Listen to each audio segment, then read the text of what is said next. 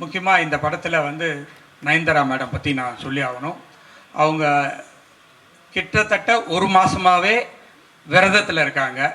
அம்மா நான் நடிக்கணும் அப்படின்னு. அதே மாதிரி தான் அவங்க வந்து மூக்குத்தி அம்மன் ஒன்றுக்கும் அந்த மாதிரி தான் விரதம் இருந்து நடித்தாங்க.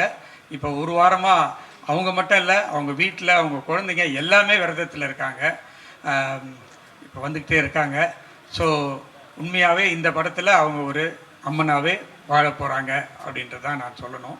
அவங்களுக்கு இந்த கதை ரொம்ப பிடிச்ச கதை, ரொம்ப இன்ட்ரெஸ்டிங்காக இருக்காங்க இந்த படத்தை பண்ணுறதுல.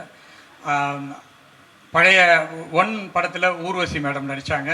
இந்த படத்துலேயும் அவங்க அம்மாவாக நடிக்கிறாங்க. அனைவருக்கும் வணக்கம். இந்த விழாவிற்கு சிறப்பு விருதினாக வருகை தந்து அமர்ந்திருக்கிற மத்திய அமைச்சர் அண்ணன் எல் முருகன்ஜி அவர்களே, மற்றும் இங்கே வருகை தந்திருக்கிற அனைத்து பெருமக்களே, உங்கள் அனைவருக்கும் என்னுடைய முதற்கண் வணக்கத்தை தெரிவித்துக் கொள்கிறேன். 5 வருடங்களுக்கு முன்பு மூக்குத்தி அம்மன் அப்படின்னு ஒரு படம் எடுக்கணும்னு அருமை நண்பர் ஆர்ஜே பாலாஜி வந்து என்னை அப்ரோச் பண்ணி அந்த படத்தினுடைய கதையை சொன்னார். எங்களுடைய குடும்பத்தினுடைய குலதெய்வம் வந்து மூக்குத்தி அம்மன். அதை அவர் பேர் சொன்ன உடனே எனக்கு அது ரொம்ப பிடிச்சி போய் உடனே ஆரம்பிக்கலாம் அப்படின்னு சொன்னேன். அப்போ அம்மனா நடிக்கிறதுக்கு யாரை கூப்பிடலாம் அப்படின்னு முடிவு பண்ணும்போது த ஒன் அண்ட் ஒன்லி ஒரே சாய்ஸ் சொன்னது நயன்தாரா அவர்கள். உடனே அவர் அப்ரோச் பண்ணோம். அவங்களும் உடனே அதுக்கு ஒத்துக்கிட்டு வந்து மூக்குத்தி அம்மனாவே அந்த படத்தில் வாழ்ந்தாங்க. அந்த படம் மக்களிடையே பெரிய எதிர்பார்ப்பு கொடுத்துச்சு.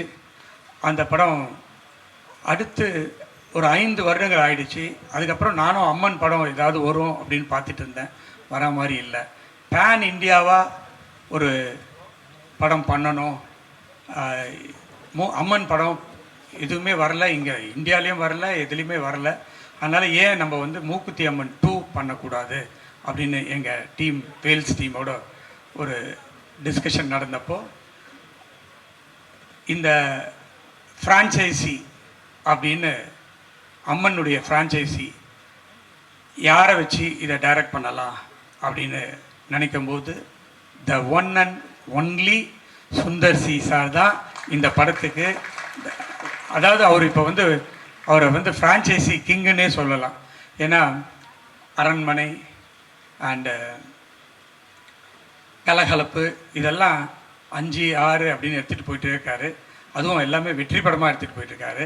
ஸோ உடனே அவரை போய் அப்ரோச் பண்ணி இந்த மாதிரி சார் மூக்குத்தி அம்மன் 2 பண்ணணும் அப்படின்னு கேட்டேன்.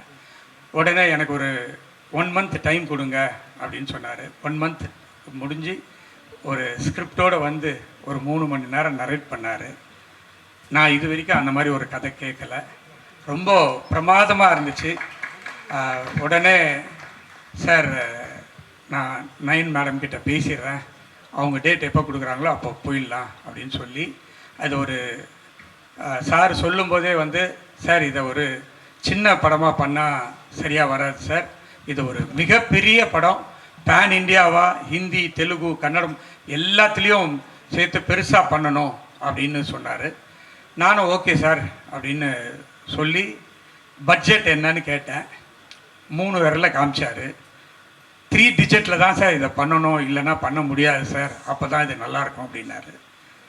அவர் மேலே எனக்கு ரொம்ப நம்பிக்கை இருக்குது. நிச்சயமாக ஒரு நல்ல படத்தை கொடுப்பாரு, ஒரு பேன் இண்டியா படம் வரும் அப்படின்னு. ஓகே சார் அப்படின்னு அந்த இது வந்து அவர்கிட்டயே ஒப்படைச்சிச்சு. ஸோ இந்த ஃபுல் படத்தையும் அவரே தான் தயாரிக்கிறாரு. ஸோ நான் வந்து ஒரு பேர் மட்டும்தான். ஸோ இந்த படத்தில் டெக்னிக்கல் ஆகட்டும், பட்ஜெட் ஆகட்டும், விஷுவல் ஆகட்டும், எல்லாமே வந்து எக்ஸ்ட்ராடினரி தியேட்ரிக்கல் எக்ஸ்பீரியன்ஸாக நிச்சயமாக இருக்கும். அதில் எனக்கு ஒரு பெரிய நம்பிக்கை இருக்குது. இந்த படம் வந்து பூஜை இந்த அளவுக்கு பண்ணியிருக்கோம். நிச்சயமாக படத்தை இதோட பெருசாக பண்ணுவோம்.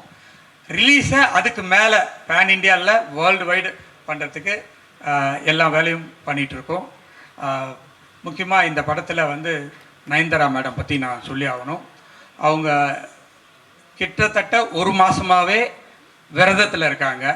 அம்மா நான் நடிக்கணும் அப்படின்னு. அதே மாதிரி தான் அவங்க வந்து மூக்குத்தி அம்மன் 1க்கும் அந்த மாதிரி தான் விரதம் இருந்து நடித்தாங்க. இப்போ ஒரு வாரமாக அவங்க மட்டும் இல்லை, அவங்க வீட்டில் அவங்க குழந்தைங்க எல்லாமே விரதத்தில் இருக்காங்க. இப்போ வந்துக்கிட்டே இருக்காங்க. ஸோ உண்மையாகவே இந்த படத்தில் அவங்க ஒரு அம்மனாகவே வாழ போகிறாங்க அப்படின்றது தான் நான் சொல்லணும். அவங்களுக்கு இந்த கதை ரொம்ப பிடிச்ச கதை, ரொம்ப இன்ட்ரெஸ்டிங்காக இருக்காங்க இந்த படத்தை பண்ணுறதுல. பழைய 1 படத்தில் ஊர்வசி மேடம் நடித்தாங்க. இந்த படத்துலேயும் அவங்க அம்மாவை நடிக்கிறாங்க. அந்த படத்தில் ஹிப்ஹாப் ஆதி அருமை தம்பி எனக்கு ரொம்ப என்னுடைய அன்பு சகோதரர்னு சொல்லலாம். அவர் தான் அந்த ஃபஸ்ட்டு படத்தை மியூசிக் போட்டார். சாரி போடல, அரண்மனை போட்டார். ஆமாம், அரண்மனை 4 போட்டார். அந்த படம் மிகப்பெரிய வெற்றி. உடனே சுந்தர் சார் சொன்னார், இதுக்கு ஹிப்ஹாப்பை போட்டுடலான்னு. சார் எனக்கு ரொம்ப சந்தோஷம் அப்படின்னு சொல்லி உடனே ஹிப்ஹாப்பும் உள்ளே வந்துட்டார். அருமை சகோதரர் துனியா விஜய், கர்நாடகாவில் பெரிய ஹீரோ. அவர் நடிப்பாரா சார்னு சுந்தர்சி சாரை கேட்டேன்.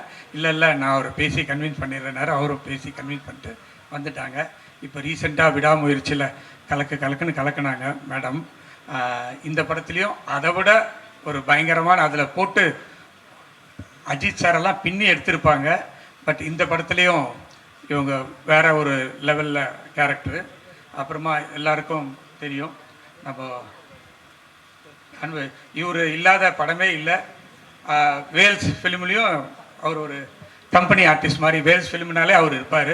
அவர் இல்லைன்னா வேல்ஸ் ஃபிலிம் இல்லை, வேல்ஸ் ஃபிலிம் இல்லைன்னா யோகி பாபு இல்லை. ஸோ அவர் அதே போல் தான் சுந்தர்சி சார் படத்துலேயும். ஸோ அஜய் கோஷ் சார் இருக்கார், கருடா ராம், இவங்கெல்லாம் இந்த படத்துக்கு பெருமை சேர்க்கறதுக்காக இருக்காங்க. வேல்ஸ் ஃபிலிம் இன்டர்நேஷ்னல் வந்து 23-24 பப்ளிக் லிஸ்டிங் போயிருக்குது. அதாவது ரீசண்டாக தமிழ் சினிமாவில் லிஸ்டிங் போன ஒரே கம்பெனி வேல்ஸ் தான். ஸோ இப்போது நாங்கள் ஒரு ரீஸ்ட்ரக்சர் பண்ணி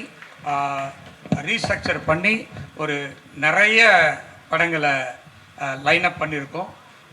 அதுக்காக ஒரு தனி ஃபங்க்ஷனே இருக்குது.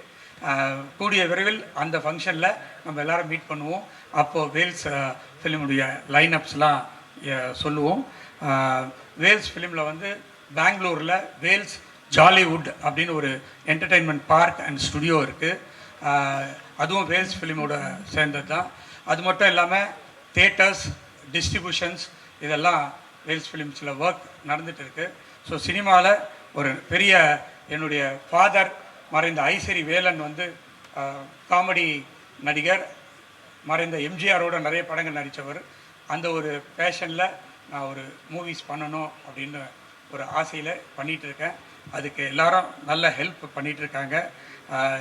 ஆக்சுவலாக ரீஸ்ட்ரக்சர் பண்ணி வேல்ஸ் ஃபிலிமில் பெரிய பட்ஜெட்டில் எடுக்கிற முதல் படம் மூக்குத்தி அம்மன் 2 அப்படின்றத இங்கே நான் சொல்லிக்கொள்வதில் ரொம்ப சந்தோஷப்படுறேன். வேல்ஸ் ஃபிலிம் இன்டர்நேஷ்னலோடு சேர்ந்து ஐவிவி, ஆவினி, ரவுடி பிக்சர்ஸ் எல்லோரும் சேர்ந்து இந்த படத்தை தயாரிக்கிறதுல எனக்கு மிக்க மகிழ்ச்சி. இந்த விழாவுக்கு வந்த அனைவருக்கும் என்னுடைய மனமார்ந்த நன்றியை தெரிவித்து விடைபெறுகிறேன். நன்றி, வணக்கம்.